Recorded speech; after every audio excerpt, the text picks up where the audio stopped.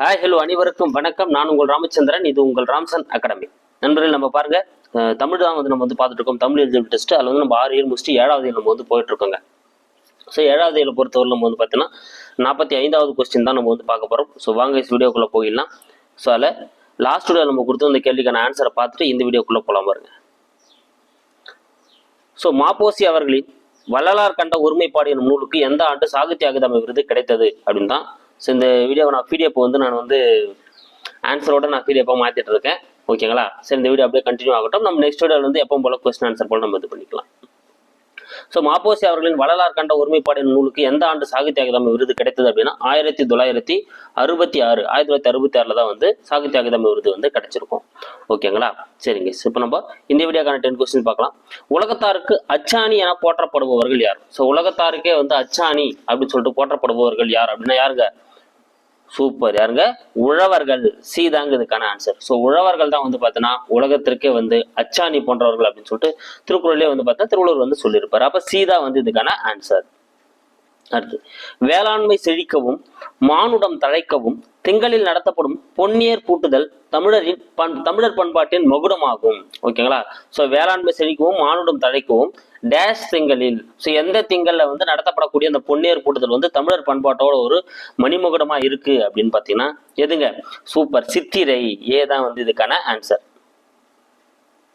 So சித்திரை திங்களை நடத்தப்படக்கூடிய அந்த பொன்னியர் பூட்டுதல் தான் பார்த்தீங்கன்னா தமிழரோட பண்பாட்டோட ஒரு மணிமகுடமா காணப்படக்கூடியதா இருக்கு.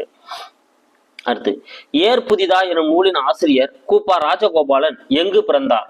ஏர் புதிதா எனும் நூலோட ஆசிரியரான கூப்பா ராஜகோபாலன் எங்கு பிறந்தார் அப்படின்றது உங்களுக்கான ஆன்சர். ஸோ இதுக்கான ஆன்சர் என்னன்னு பார்த்தீங்கன்னா கும்பகோணம். சி தாங்க இதுக்கான ஆன்சர். 1902 கும்பகோணத்தில் தான் என்ன பண்ணியிருப்பாரு? ராஜகோபாலன் பிறந்திருப்பார். கூப்பாரா அப்படின்னு அவர் அழைக்கப்படுவாரு. ஓகேங்களா? அடுத்து, கூப்பாரா ஆசிரியராக இருந்த இதழ்களில் பொருந்தாதது எது? ஸோ கூப்பாரா ஆசிரியராக இருந்த இதழ்களில் பொருந்தாதது எது அப்படின்னு பார்க்கலாம். இதுல பாரதமணி, பாரத தேவி, கிராம ஊழியன், இது மூணுத்திலுமே பார்த்தீங்கன்னா ஒரு ஆசிரியராக இருந்திருப்பாரு. தமிழ்ச்சிட்டு அப்படின்றது பார்த்தீங்கன்னா பாவலரேறு, பெருஞ்சித்திரனார். ஸோ பெருஞ்சித்திரனார் இதழில் தான் பார்த்தீங்கன்னா தமிழ்ச்சிட்டு அப்படின்றது. அதனால அதுதான் அங்கே பொருந்தாது. அப்ப டி தான் இதுக்கான ஆன்சர். அப்போ பாரதமணி, பாரத தேவி, கிராம ஊழியன், இது மூணு கூப்பாரா ஆசிரியராக இருந்த அந்த இதழ்கள். இந்திரன் முதலாக திசைப்பாளர்கள் 8 பேரும் ஓருருவம் பெற்றது போல் ஆட்சி செலுத்தியவன் யார்? ஸோ இந்திரன் முதலாக திசைப்பாளர்கள் 8 பேரும் ஓருருவம் பெற்றது போல் ஆட்சி செலுத்தியவன் யார்? சூப்பர், யாருங்க? சோழன். ஏதாங்க இதுக்கான ஆன்சர். ஓகேங்களா? இன்னும் குறிப்பிட்டு சொன்னா ராசராச சோழன். ஓகேங்களா? ஸோ ராசராச சோழன் தான் என்ன பண்ணிருப்பாரு? அப்படி ஆட்சி செலுத்திருப்பான் அப்படின்னு சொல்லிட்டு அவரோட மெய்க்கீர்த்தில குறிப்பிடப்பட்டிருக்கும். அப்ப ஏதா அதுக்கான ஆன்சர்? சோழன். அடுத்து, பொறுத்துக. ஸோ இங்க பாருங்க, சோழ நாட்டை பத்தி சொல்றப்போ பாத்தீங்கன்னா இந்த மெய்க்கியத்துல இப்படி சொல்லியிருப்பாங்க. அங்க பிணிக்கப்படுவது எதுங்க? பிணிக்கப்படுதான்? சூப்பர், யானைகள். யானைகள் மட்டும்தான் பிணிக்கப்படும், மக்கள் ஒருபோதும் பிணிக்கப்படுவதில்லை அப்படின்னு சொல்லியிருப்பாங்க. அப்ப 2, புலம்பப்படுவது. அங்க சிலம்புகள் மட்டும்தான் புலம்ப வேண்டி மக்கள் ஒருபோதும் புலம்பியதில்லை. கலக்கமடைவது, அங்க ஓடைகள் மட்டும்தான் கலங்குமே கண்டி மக்கள் ஒருபோதும் கலங்கியதில்லை. அடைக்கப்படுவது, நீர்கள் மட்டுமே அங்க அடைச்சு வைக்கப்படும் கண்டி மக்கள் ஒருபோதும் அடைக்கப்பட்டதில்லை. அப்போ 2, 1, 3, 4 எங்க இருக்கு? பில இருக்கு பாருங்க. அப்ப பி தான் இதுக்கான ஆன்சர். அடுத்து, பொறுத்துக. மறுபடியும் பாருங்க, பறிக்கப்படுபவை. சோ அங்க எதுங்க பறிக்கப்படுது அப்படின்னா மலர்கள் மட்டும்தான் அங்க பறிக்கப்படுது. மக்கள் உரிமைகள் ஒருபோதும் சோழ நாட்டுல பறிக்கப்பட்டதே இல்லை. அப்போ மலர்கள் மட்டும்தான் பறிக்கப்படுபவை. சி. 3, கொடியவை. எதுங்க கொடியவையா இருக்கும்? காடுகள் மட்டும்தான் அங்க என்னவா இருக்கும்? கொடியவையா இருக்கும். சோ மக்கள் யாருமே கொடியவரா இருக்க மாட்டாங்க சோழ நாட்டுல. வெறுமையாய், மூங்கில்கள் மட்டும்தான் பார்த்தீங்கன்னா அந்த புல்லாங்குழல் செய்யறதுக்கு வெறுமையா இருக்கும். மக்களிடையே வெறுமை இருக்காது. அப்ப 4, கல் உண்பவை. வண்டுகள் மட்டும்தான் அங்க கல் உண்ணும், மற்ற மனிதர்கள் யாருமே கல் உண்ண மாட்டாங்க. அப்ப 2. அப்ப 3, 1, 4, 2 டில இருக்கு பாருங்க. அப்ப இதுக்கான ஆன்சர் டி. கோப்பர கேசரி மற்றும் திரிபுவன சக்கரவர்த்தி என அழைக்கப்படுபவர் யார்? சோ கோப்பர கேசரி மற்றும் திரிபுவன சக்கரவர்த்தி என பட்டங்கள் யாருக்கு இருக்குன்னா 2ஆம் ராசராஜ சோழன். பி தாங்க இதுக்கான ஆன்சர். சோ 2ஆம் ராசராஜ சோழனுக்குரிய பட்டங்கள் தான் கோப்பர கேசரி மற்றும் திரிபுவன சக்கரவர்த்தி.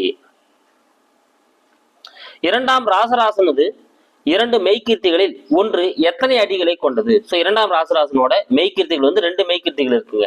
அதுல ஒன்று எத்தனை அடிகளை கொண்டது அப்படின்னா எத்தனை அடிகள்? 91 அடிகளை கொண்டது. பி தாங்க இதுக்கான ஆன்சர். சோ 91 அடிகளை கொண்டது. அடுத்து, பொருந்தா இணை எது? பொருந்தா இணை பார்க்கலாம் பாருங்க.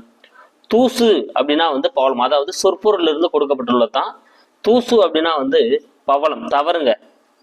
ஏவே இங்க தவறா இருக்கு. ஏன்னா தூசுனா என்னன்னு வரணும், தூசு அப்படின்றது வந்து பாத்தீங்கன்னா பட்டுன்னு வரணும். ஓகேங்களா. துகீர் அப்படின்னா தான் வந்து பகலம், துகீர் அப்படின்னா தான் பவளம்னு வரணும். அப்ப இங்க ஏதான் தவறா இருக்கு, மீதிலாம் கரெக்ட் தான். காருகர் அப்படின்னா நெய்பவர், ஓசுனர் அப்படின்னா வந்து பாத்தீங்கன்னா எண்ணெய் விற்பவர், பாசவர் அப்படின்னா வெற்றிலை விற்பவர். இது எல்லாமே வந்து கரெக்ட் தான். ஓகேங்களா. சோ பாசவர் வெற்றிலை விற்பவர், எண்ணெய் வந்து எண்ணெயை ஓசுல வாங்கிக்குவாங்க ஞாபகம் வச்சுக்கோங்க, வெற்றிலையே பாசமா வைப்பாங்க ஞாபகம் வச்சுக்கோங்க. போட்டு வச்சுன்னா உங்களுக்கு மறக்காது, அவ்வளவுதான். ஓகேங்களா. அப்ப இங்க ஏ தான் தவறா இருக்கு. ஸோ இந்த 10 கொஸ்டின் நம்ம வந்து பார்த்துட்டோம். ஸோ நம்ம அதுக்கான ரிவிஷன் வேகமா பார்த்துடலாம் பாருங்க. ஓகேங்களா. ஸோ இப்போ இதில் என்னன்னா, இது உங்களுக்கு ஆன்சரோட கொடுத்ததால ஒரு டெஸ்ட் எழுதுற ஃபீல் இருந்திருக்காது. ஸோ நெக்ஸ்ட் வீடியோல இருந்து நான் கண்டிப்பா வந்து பிடிஎஃப் கன்வெர்ட் பண்றப்ப நான் மாத்தி கன்வெர்ட் பண்ண விட்டுருக்கேன். நெக்ஸ்ட் வீடியோல வந்து நான் வந்து இது பண்றேன். ஏன்னா அப்பதான் உங்களுக்கு ஒரு டெஸ்ட் எழுதுற ஃபீல் இருக்கும். ஆன்சர்ல நீங்க எல்லா ஆப்ஷனும் பார்ப்பீங்க, ஒரு இதுவா இருக்கும். இது வந்து நீங்க ஸ்ட்ரெயிட் ஆன்சர் மட்டும் பார்க்கறதுனால உங்களுக்கு இதுவா இருக்கும். ஓகேங்களா. ஸோ உலகத்தாருக்கு அச்சாணி என போற்றப்படுபவர்கள் வந்து உழவர்கள். வேளாண்மை செழிக்கவும் மானுடம் தழைக்கவும் சித்திரை திங்களில் நடத்தப்படக்கூடிய பொன்னேர் கூட்டம் தான் வந்து தமிழர் பண்பாட்டோட மகுடமா இருக்கு. ஏற்புதிதா என்னோட நூலோட வந்து ஆசிரியர் வந்து கூப்பா ராஜகோபாலன். அவர் எங்க பிறந்தாருன்னா கும்பகோணத்துல பிறக்கிறாரு. கூப்பா ஆசிரியராக இருந்த இதழ்களில் புறந்தாத்து வந்து பார்த்தீங்கன்னா தமிழ்ச்சிட்டு, ஏன்னா அது பாவலர் பிரிஞ்சு திறனாருடையது.